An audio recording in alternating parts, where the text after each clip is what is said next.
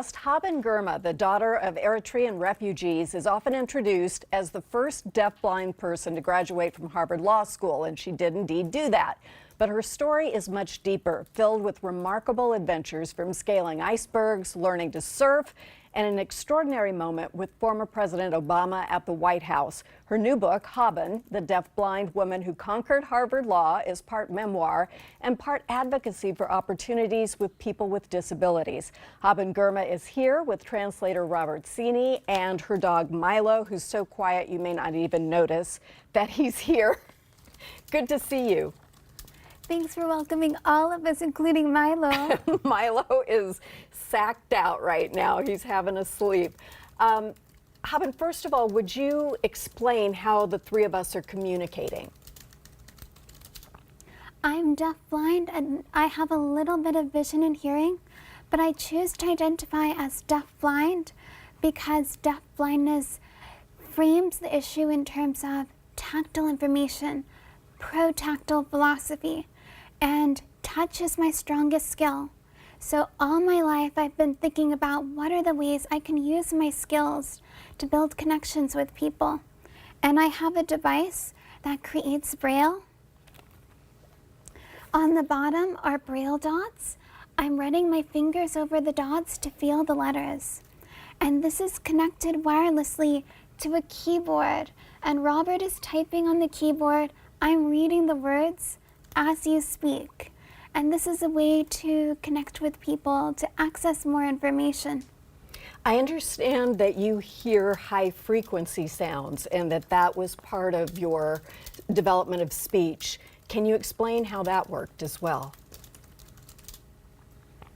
Yeah, there are lots of different kinds of hearing loss. I have low frequency loss and some high frequency hearing. Speech intelligence is in the high frequencies. So it's slightly easier for me to speak compared to most deaf people because I can catch some of the high frequencies. And then I've also had lots of lessons from teachers, voice coaches, and working on my pronunciation and speech. So one of the things that I learned is that there is a big variety of abilities within the deafblind community. Can you explain that so we can all understand a bit better? People are adaptive and innovative. We're always looking for solutions to connect and access information. Some people use visual sign language, using whatever vision they have. Some people can see it close up, some within a certain range. Others will use tactile, so they'll put their hands over the person's hands and feel the signs. Then there's print on palm, where you write letters on the palm. There's Braille, which I use. So the deafblind community uses lots of different communication tools.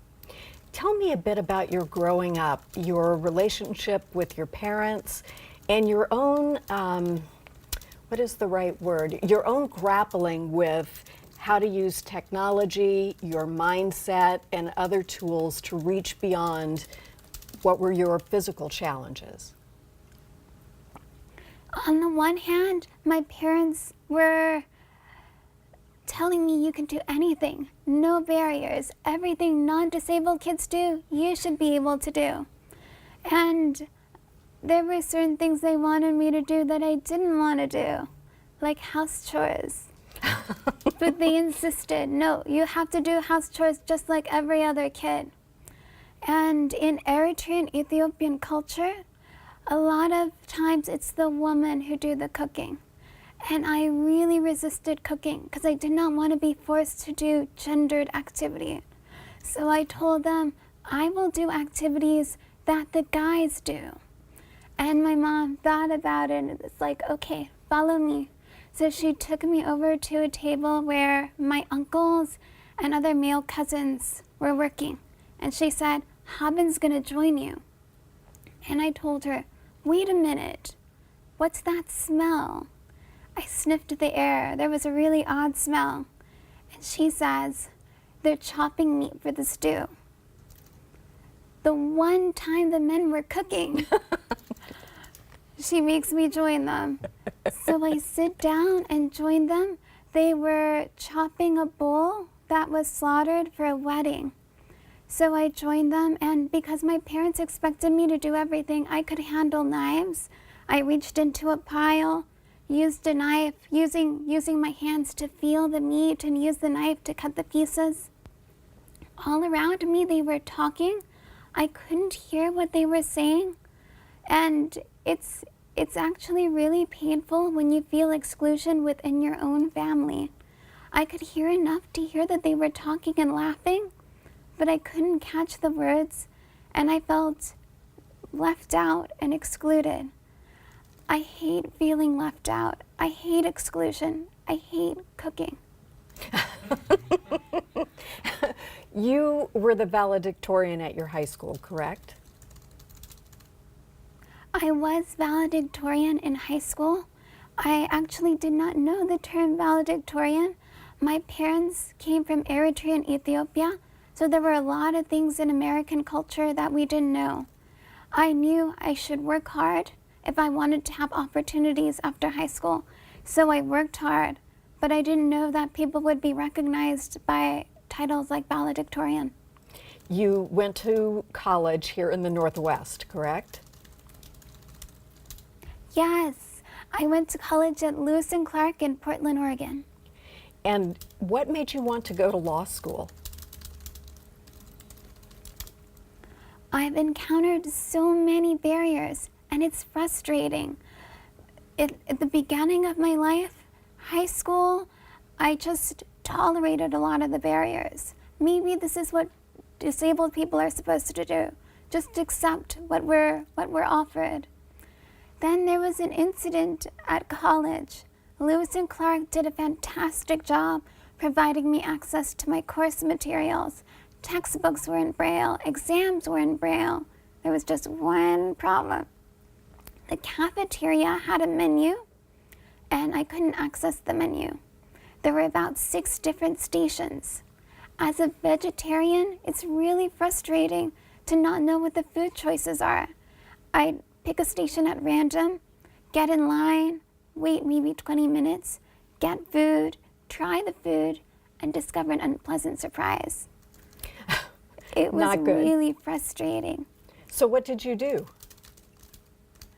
I asked the manager to provide accessible menus, Braille, post it online, email it to me. I have assistive technology that allows me to use email and websites. And he said, "We're too busy. We have over 1,000 students. We don't have time to do this." So I tolerated the situation for several months until finally I said, I need to do something. If I don't do anything, nothing will change. Did research, talked to people, and then went back to the manager and said, I'm actually not asking you to do a favor. I'm asking you to comply with the law. It's required under the Americans with Disabilities Act to provide access for students with disabilities. And if you don't provide me access, I'm going to take legal action. And thus a law career was born?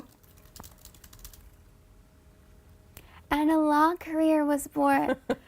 After that, they agreed to make the menus accessible. I started getting access to the cafeteria menus.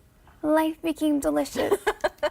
I'm all with you because eating is the most important thing I do all day, most days. Let me ask you this. You've learned to surf. You've climbed on icebergs. You've spoken with President Obama, who I thought gave a great example by typing with you and participating in the technology that allows you to communicate directly. My question for you is how does fear and perseverance come together in your life? You must be afraid of some things, and yet you're terribly free in your mind to imagine ways in which you can do things that others might not try to do with no physical disability. I wanted to go to Mali, West Africa to help build a school, and my parents were scared for my safety, so they tapped into all my fears. They told me there's snakes, you could get malaria, you could get kidnapped. and these are African parents trying to scare me about Africa. So instead, I told them, you know what? There are risks. There are snakes in California. There's snakes. There's the potential to run into a snake anywhere. I don't want to stay home out of fear that something will happen. I want to live a life of adventures. When I'm deafblind, the only way to access the world is to physically connect with it. I'd rather go dancing rather than sit at home and read about dancing. So it's curiosity that pushes me to keep seeking new experiences, and also being innovative and thoughtful and trying to create solutions. You've done a beautiful job with that. We're looking right now at videotape of you surfing, and I wonder if you might just say a word to other kids who are growing up encountering physical disabilities or challenges and offer a word of encouragement. Don't be afraid of being different. Celebrate the ways we are different. When I was younger, my goal was to be cool. And in middle school, we're often told to hide the ways we're different. But that's not helpful. Find out your strengths. Embrace who you are. Accept who you are. And if you have questions, pursue answers. Often other people with disabilities can help find solutions and help mentor you through the process. Haben, thank you so much.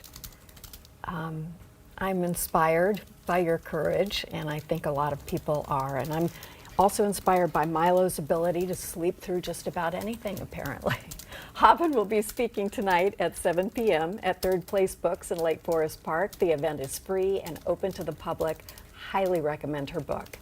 When New Day continues, it's another epic garden battle between Master Gardeners Cisco Morris and Ed Hume. We'll be right back.